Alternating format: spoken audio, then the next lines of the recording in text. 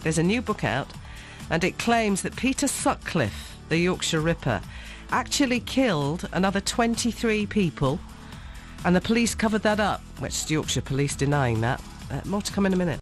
Just have a listen to these headlines. Help us catch the Ripper. The Ripper guilty of murder, and a mother says, I want him to die in prison.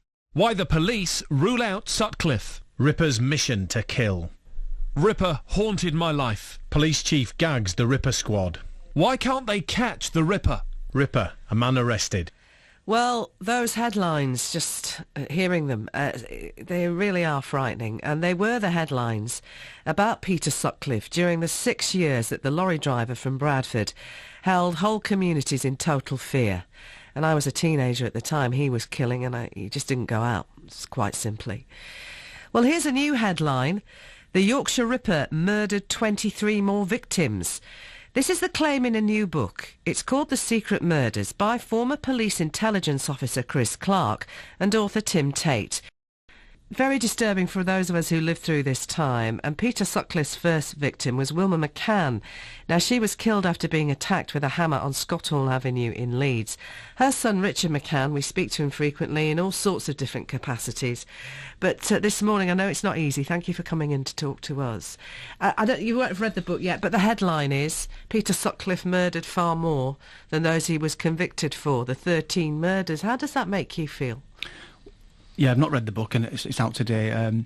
It's shocking news, but it doesn't feel like it's new to me, because I believe I recall 5 or 6 years ago when it looked like Peter Sutcliffe was being released, that there was a headline in the Yorkshire Evening Post that said, from West Yorkshire Police, I thought, I might be wrong, that there was over 40 that they could attribute to him should it look like he was being released. So this is not new to me. No, I think there seems to be evidence that particularly this former police intelligence officer has gathered. And the cases go back a long time. And I think that's what's new, that these individual cases are being attributed through this research. And then, even more interestingly, that West Yorkshire Police, or there was a police cover-up, because it covered more than one force, but particularly here was the issue. And the police are now saying that's absolutely not the case. I think what you're talking about was a documentary. Do you remember? I'm sure you did. I don't know if you were part of it, alleging that there were more victims, talking to those like yourself who have to live with this one way or the other. Do you ever get to the point, Richard, where you just wish it would go away? Well, I suppose I do, but it's not something that, I've got used to it now, and I've found closure. He is locked up, and I'm in a better place, and I've got a family of my own. What I think about is the families of those that were attacked, who haven't got the closure, who are still wondering who did it. To me, I don't know all the detail here, but it sounds like West Yorkshire Police do know who, or have got evidence for each of these individual cases. And when the Byford report came out many years ago, some of that was withheld, if I read it correctly in the Mail yesterday, because to save some embarrassment at West Yorkshire Police. So this is not about West Yorkshire Police withholding information. It's much higher than that. And what it reminds me of is the Hillsborough case, and 20 years after the anniversary of that, was Andy, I forget his name now, the Burnham, the MP, he insisted that the case was looked into and that the families could find some justice and some closure. It reminds me of that. Would you want that then? Because you have found closure. You and I have spoken about your view of Sutcliffe, and I don't know if you've forgiven him. That's a very different thing. You have a very strong faith. But you are, as you said, at peace now with what happened to your mum. If there were to be another formal investigation into this man who's in Broadmoor, he's sectioned, do you want that? I don't think it's for me to want that. I can't say that I personally want it to happen, but if I put myself in the shoes of the families who haven't got answers, even one of the people mentioned in the Mail yesterday was John Tomey. I know John Tomey, and I've met him many times. He insists that he was attacked by Peter Sutcliffe, and I think I read in the article yesterday that the police agreed, but it's just not been pursued. I think it's for those people that need answers. It's not for me to insist that there's a reinvestigation. And would that be painful? That's not a silly, fatuous question. You're talking to me about it now, and we've learnt from you and your journey, but would it be painful? I look at what's going on with the Hillsborough inquiry and the pain that those families, quite rightly, for their justice, which they would like to see eventually, but would it hurt you? There may be some discomfort for me to have it re-emerge and to be back in the public eye, but it's never away from the public eye. I think I'm not the important one here, because I said I've got the closure. I think what's important is that the families who've not got answers receive those answers. They deserve them. Have you got your answers? With regards to Peter Sutcliffe, I believe I have. He's locked up. He admitted to doing what he did, and I've found closure. I don't think it's important. I don't think it's relevant to start talking about how I feel about him right now. No. I think what's really important is that 40 years on, we're talking about now, that these families, some of them will be walking the streets wondering, did he do it, didn't he do it? I think they should, if the police know, I think somebody up in government should insist that this is reopened and they finally get the answers that they deserve. Thanks for talking to me. I appreciate you coming in as well. Thanks, Liz. Thank you, Richard McCann. And talking to the author of a new book who claims that Peter Sutcliffe, the Yorkshire Ripper, actually murdered a further 24 people. At 23, never, ever convicted of that.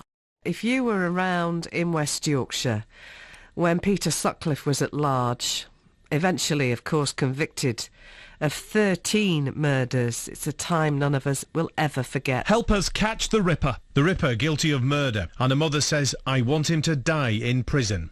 Why the police rule out Sutcliffe. Ripper's mission to kill. Ripper haunted my life. Police chief gags the Ripper squad. Why can't they catch the Ripper? Ripper, a man arrested. There were 6 years that we waited to see if the person responsible for some horrific murders would be actually apprehended. And then he was, and revealed to be a lorry driver from Bradford who held us all in total fear. Well, there's a book out today. It's called Yorkshire Ripper, The Secret Murders. And in this book, it's claimed that he murdered more than 23 more victims, one of them a man. Earlier on breakfast, Richard McCann came in to see us. Richard's mother, Wilma, was one of Peter Sutcliffe's first victims. It's shocking news, but it doesn't feel like it's new to me, because I believe I recall 5 or 6 years ago when it looked like Peter Sutcliffe was being released, that there was a headline in the Yorkshire Evening Post that said, from West Yorkshire Police, I thought, I might be wrong, that there was over 40 that they could attribute to him should it look like he was being released. So this is not new to me. Is it new? Well, let's speak to one of the authors of the book. It's written by a former police intelligence officer, Chris Clark, and writer Tim Tate. And Tim's with us now on Breakfast. Good morning. Good morning. Good morning. Where have you got this from, these 23 unattributed murders to Peter Sutcliffe? Well, there were 3 internal official reports which have never been published in full, which detail many of these cases. We have been working on this. Chris Clark, my colleague, has been working on this for several years, and we've gone through unsolved cases from the last 50 to 60 years and found the ones which both match Sutcliffe's various method of operation and also which were in the secret reports. The fact that they were secret, why was that? That's a very good question. I perhaps want to ask that question to West Yorkshire Police. We have, and we get stonewalled all the way through. We've put in a series of requests, freedom of information requests, and we get the information refused every time. And what are you asking for? Clarification, for evidence that... Because you are actually saying there's a cover-up going on here, aren't you? Well, it's very hard to reconcile a refusal to publish information and reports which have been paid for by you and me, by the taxpayer, over the last 30 to 40 years, with an open and honest and transparent police force. They deny there's a cover-up, by the way. Absolutely. West Yorkshire Police categorically deny that they're hiding anything. Good. Well, I'm sure they'll like to publish the reports which they're refusing to do then. What I don't understand, well, maybe I do, is if your allegations are true, is it because, I mean, the whole investigation took so long, and it was almost by accident that Peter Sutcliffe was apprehended. It was shrouded in misdirection, and in the meantime, women were losing their lives. Now you're adding to that total. Is it then the evidence that you have seen, I don't know, a lack of willingness to admit that the police at that time, even though they deny it, didn't get it right? Again, I don't want to speculate on the motives of West Yorkshire Police. It's going to be a question for them. The facts are that West Yorkshire Police did not cover themselves in glory during the Ripper years, and since then have suppressed evidence. Now, that's quite a strong accusation there, Tim. Absolutely, and happy to show you the Freedom of Information Act requests, happy to show you their responses. If there is no reason to suppress that evidence, they should publish those suppressed parts of the reports. And you are sure from the evidence you've seen of these 23 more victims, one of them you say is a man, is that right? Yeah, one of the dead victims was a man. There was another survivor who's a man. And the others were all women? Yes. And they were all murdered in a way which, forensically suggests Peter Sutcliffe did it? Sutcliffe had a series of methods of operation, modus operandi. He changed them over time, and this we know from the cases for which he was convicted. He changed them. What we have done is analysed all of those those MOs and laid them against the cases which we know are sitting on the West Yorkshire Police files, and indeed other police forces. I think it's 12 of the cases come from Yorkshire. The rest are from around the country. And when you put in a FOI's Freedom of Information request to those other police forces, have you had a response? Yes, the same response. What, that there's nothing to say? No, they just won't release them. Are we looking at then the evidence that you have, in your view, the evolution of a serial killer, that he was far more prolific than we thought, and these unsolved murders show him evolving along the way, or what? Yes, and we should remember that even the published parts of the official reports say he almost certainly killed many more victims than he was ever charged with. That's the official record. What we have done is find out who are the most likely victims, compare the circumstances of their deaths and or their attacks with Sutcliffe's known MO, also cross-referencing where he was at the particular time and on the days in question, and draw conclusions, as Chris, as a former police intelligence officer, should, that he is the most likely suspect. What is it that you want to achieve with this? Clearly, a very interesting read for anybody listening now who, like I did, lived through this time and lived in fear and suspicion. It's part of our history, sadly, and there are those living with the knowledge that their loved ones were killed by this man. But what is it that you want? I mean, this isn't, let me make it clear, having looked at it, this isn't the sort of a slash tabloid book here. You're a serious investigative journalist. Chris's reputation is pretty intact. What do you want? I think the best way to answer that is by repeating what the families of the victims who we've talked to say. They want Sutcliffe charged if the evidence is there. At the very least, they want proper investigations to take place. You have to bear in mind that these cases are unsolved. They're sitting unsolved on the books, and no investigation is taking place into them. He's raving in Broadmoor, frankly, isn't he? I mean, he's sectioned. He's not even a prisoner. He's sectioned. Well, he's in Broadmoor, but there again that's a very strange tale. When the case came to court originally against Sutcliffe, a jury found him sane. He was then taken to Broadmoor a few years later without any public discussion or testing of the suggestion that he was insane. Your book is published today. What reaction have you had, Tim? It's very early to have reaction. It's 8:30 in the morning. The Daily Mail Mail on Sunday had it yesterday. Are people supporting what you're saying? I mean, so far? It's hard to tell. Okay. I'll come back tomorrow and tell you if you like. Well, I'd like to catch up with you and just see. As I say, West Yorkshire Police are denying any cover-up at all. Well, but maybe we can. I'd like to repeat, if West Yorkshire Police say there is no cover-up, West Yorkshire Police can end this by releasing the parts of the reports, the official reports that you and I have paid for, which detail absolutely what we are saying. They can release those, they can publish those, and then everyone can make up their mind, can't they? Thank you. That's Tim Tate, co-author of Yorkshire Ripper, The Secret Murders, written with former police intelligence officer Chris Clark, where those allegations of unsolved murders attributable apparently to Peter Sutcliffe are laid out, and accusations of a police cover-up. You'll remember at the start of this week, Liz was hearing about a new book claiming that the Yorkshire Ripper, Peter Sutcliffe, killed 23 more people than he was ever convicted for. The book is called The Yorkshire Ripper, The Secret Murders. It's written by author Tim Tate alongside former police intelligence officer Chris Clark. And Tim joins us again this morning. Morning, Tim. Morning. Morning. What's been the reaction to this book then, its first week of release? What kind of response have you been getting? Two very contrasting reactions. The first was from one of the surviving victims, because it wasn't just 23 other people that Peter Sutcliffe killed, we're saying in the book. He attacked and left for dead many others.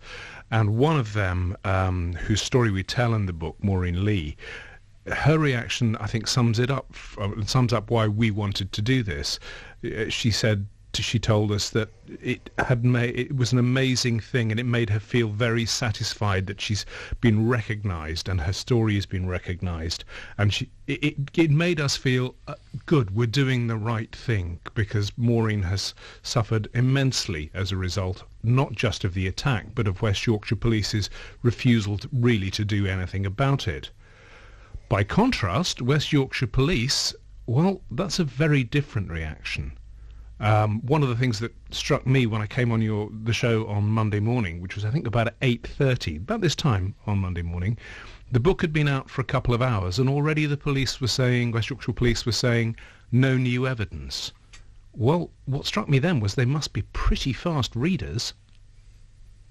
Interesting. Well, and you were mentioning Maureen Lee then, and you were kind enough to put us in touch with Maureen. We're hoping to speak to her on this programme next week. She's now working as an artist in Bedfordshire, and I think fascinating for many people to hear her story, because here was someone who was attacked in Headingley, not part of what you might loosely describe as the Ripper canon. You know, it's not something that's accepted as part of that, but here is strong evidence that her attacker may have indeed been Peter Sutcliffe.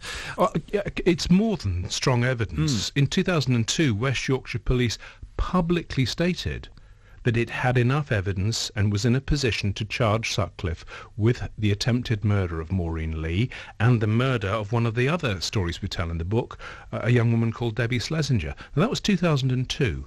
They've done nothing since. And I know this might be a difficult question to answer, but can we think of any reasons why? I mean, there are many reasons, of course, why a case might not be brought to court if there isn't enough evidence or if it's not in the public interest. Is that what West Yorkshire Police have been saying to you, that it's a public interest issue? It's very interesting. West Yorkshire Police doesn't want to talk to us. I mean, all the statements I've seen over the past week have been, if you like, second-hand or off-the-record briefings from West Yorkshire Police saying no new evidence, no new evidence. In a sense, they're right. There isn't new evidence. They have all the evidence. I would truly welcome West Yorkshire Police speaking to us about this, being open and public and having a public debate. You know, I'm quite happy to sit down with West Yorkshire Police in public and ask them that very question. You've got all this evidence. You've had it in 3 publicly paid for official reports, all of which point to Sutcliffe as having killed and attacked many more people, and in many cases, at least in one of the reports, naming the people that we name and identify in the book. And I would love to know why they don't do anything with it. West Yorkshire Police doesn't want to talk about that. And just very quickly on this, Tim, how important do you think it is that these victims that you talk about in your book get that closure, get that acceptance that indeed they were victims of Peter Sutcliffe? Well, we asked that very question of them when we were writing the book, and they said to us, it's vitally important. This is not just the surviving victims, but it's the relatives of the victims who died at Sutcliffe's hands, and for whose cases are still open with no police effort going on. For them, it's vital to have closure, and closure will be brought by a proper, open, honest and, above all, transparent investigation. All right, Tim, for now, thank you so much. That is Tim Tate, co-author of The Yorkshire Ripper, The Secret Murders. A statement from West Yorkshire Police says that senior detectives met with Tim and the former officer Chris Clark last year and were not provided with any new evidence. The force says it continues to review historic documents and that it's dedicated a significant amount of time to doing that. It also says it's protecting information that could prejudice future trials. Now, one of our big stories on breakfast this morning is an untold story. There are two of them, and we're going to bring you these stories, and they're upsetting, and the implications of them, if they're true, are really quite disturbing. Do you remember a couple of weeks ago, we talked about a new book which claimed the Yorkshire Ripper, so-called, Peter Sutcliffe, killed 23 more people than he was actually convicted for. Now, we brought you that story. Since then, one of the women mentioned in the book who says she survived an attack from Sutcliffe has come forward. Her name is Maureen Lee. She was attacked on the 25th of October 1980 near Leeds University after she'd been for a night out with friends. Now, I spoke to Maureen. Now, this is quite hard to listen to. You're with Breakfast here on BBC Radio Leeds. I'm Liz Green, 11 minutes past 8. When I spoke to Maureen, she described the night on the 26th of October 1980 when she alleges Peter Sutcliffe attacked her. I was an art student at the time, and I was returning from a pub in Headingley, or from a group of friends. I was planning my 21st birthday party. And I thought, I better get a move on. I better get the 10:30 bus from the centre of Leeds. And I was walking through the university quite briskly and decided to take a shortcut down Hillsborough Case, which wasn't very well lit, but it was a road that seemed okay. And I knew that if I went round the church, I might miss my bus. So I walked along, and I heard the sound of a voice shouting out, "Hey, you!" Hi, really friendly. I thought, oh, this is obviously someone who knows me. They were that friendly. So I turned round, stopped in my tracks, walked towards them. It was quite dark, didn't recognise them. Thought, oh, hang on a minute, this doesn't feel right. So I just said, oh, whatever, I'm on my way, and walked off. And then I sensed I was in a dangerous situation, and I started to run. And as I ran, I heard these footsteps pounding behind me, and before I knew it, I had this whack right on the top of my head, and I just saw the ground come towards me, and I was then unconscious.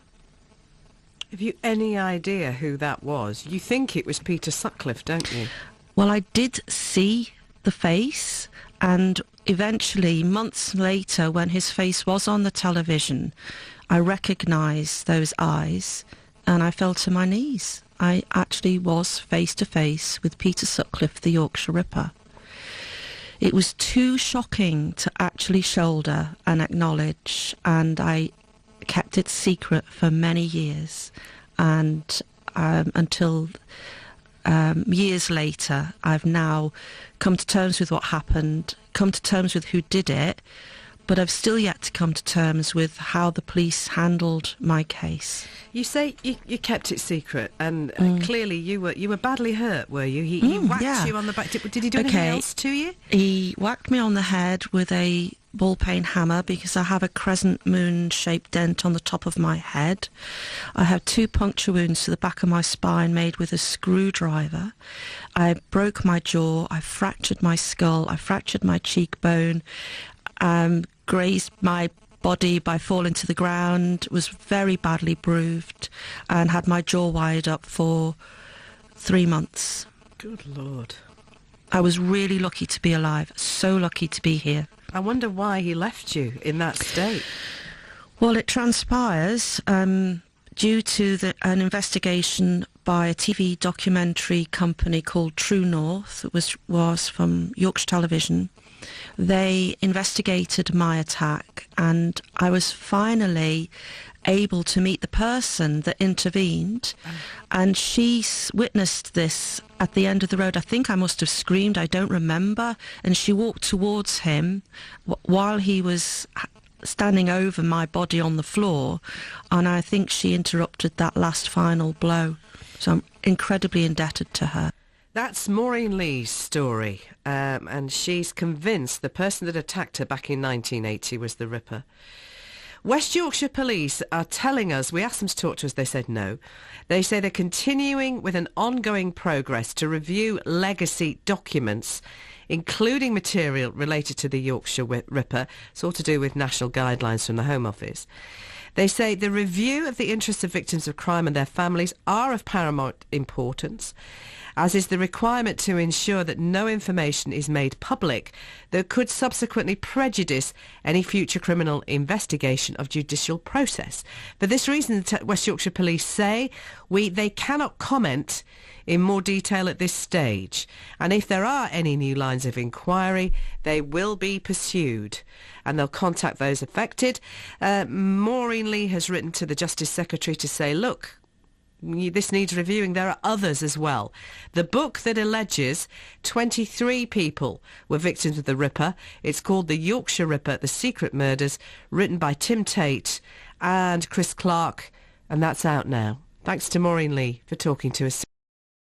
The next voice you'll hear is also from a woman who believes she's never had justice. Irene Vidler's father, Fred Craven, was killed in an attack at his Bingley bookmaker's shop nearly 50 years ago, and nobody has ever been charged with that murder. But Irene and her family believe the person responsible was Peter Sutcliffe. Irene, welcome to Breakfast. Thanks for talking to us. Good morning. Morning. Your family knew Peter Sutcliffe, didn't they? Yes, he lived on the same road as us, just a few houses down. And you've lived with the fact you believe he killed your father for over 50 years. Exactly. We can't believe that in a small rural town in 1966, when murder was such a rarity, that many people, a lot of people, going around banging people over the head with hammers. Is that what happened to your dad? Yes, he was hit over the head, and apparently his chest was jumped on until his ribs were staved in. I'm so sorry. And you've never had justice, because whoever was responsible, no one was ever found, were they? No. And then when all the killings started up here, all the family phoned the police, but all we got told was, he only kills women, and that was it. Why do you believe Peter Sutcliffe was responsible for your father's murder? Because of his, the way it happened, the modus operandi, was just exactly the same. He also was working in a graveyard at the same time, and he was behaving very peculiarly. Well, he was known within the community of not acting properly or acting strangely. He was very well known for that. Was he? He tried to get my sister to go out with him. He used to follow my father down the street, sometimes making fun of him behind his back. All sorts of things. I mean, you could say having someone in the community who is clearly not right doesn't necessarily mean they got a hammer and killed your dad. Exactly. No, it was just the way it happened, It's just... We've always believed it. And, in fact, a very senior police officer visited my mother and said that they were 99% sure that Peter Sutcliffe killed my father, but they were not going to prosecute. What reason did they give your mum for that, for not prosecuting? Because they didn't have the evidence at the time. They were reviewing cold cases, and Mr. Helliwell had been to see us as well. There's Keith Helliwell, yeah. Yeah, and we've had inspectors here reviewing cold cases. But what they did tell me was that when they moved the police stations in Keighley, the evidence about my father was lost. So you may never have an answer, Irene. I don't think we will have, because unless he actually confesses, we've got nothing. But if he does confess to my father's murder, his defence that God told him to kill prostitutes goes straight out the window. Yeah. You want justice, don't you? Of course I do. I don't think we'll ever get closure in my case, but there's a lot of families out there who need, they could get closure. What do you want to say to... I've got a statement from West Yorkshire Police I'll share with you in a minute, but what do you want to say to West Yorkshire Police now? I mean, all these years later, it doesn't help because you've lost your dad, but what do you want to say to them? It would be lovely if, somebody would just say, yes, he's done it, and we can shut the book. I don't think there's anything to be gained by reopening the case, taking it to court and things. Because he can't be punished anymore apart from being transferred to a normal prison. And if it were Peter Sutcliffe, and it's going to be very difficult to prove that, and I know you accept that, even though what you have in your heart tells you think it was, he must have been in his early 20s then. This was 66, a long time before the 13 murders were committed for which he was convicted. That's very interesting, isn't it, Irene, that he was doing this stuff then, if this is true? Oh, yeah, well, this is it. And usually with a serial killer, they carry on killing. They don't have gaps. But then, when we read the book, I found that he'd been down in London, for a year, that he'd been travelling up and down the motorways and around, where a lot of killings, unexplained killings, unsolved killings, were taking place, which would account for them, the gap. We might never know, Irene, and you have to live with it, don't you? Oh, well, we have to live with it. Well, my father didn't deserve that at all. He'd had enough during his life. He was only 4'7" tall because he'd had TB of the spine when he was a child. But he survived, and he was well known, and he was well liked. He had a family. He provided for us. After his murder, finally, was Peter Sutcliffe still in the community that you lived in, because he lived down your road? Oh, yes. Yes, he continued to live down, there until he got married, really. Thank you, Irene, for talking to us this morning. Thank you. Thank you. Irene Vidler, who believes her father was murdered by Sutcliffe. No evidence, of course, that the police have got, or investigation that we can confirm or deny that. West Yorkshire Police didn't want to talk to us in the light of Mo's story or Irene's, but they say they're continuing with an ongoing progress to review legacy historic documents, including material relating to the Yorkshire Ripper, in line with national guidance around the handling of information and in conjunction with the Home Office under the requirements of the Public Records Act. In this review, the interests of victims of crime and their families are of paramount importance, West Yorkshire Police tell us, as is the requirement to ensure that no information is made public that could subsequently prejudice any future criminal investigation or judicial process. For this reason, they tell us, we cannot comment in more detail at this stage. Any new lines of inquiry to be identified, they will be comprehensively pursued and will, of course, contact those affected.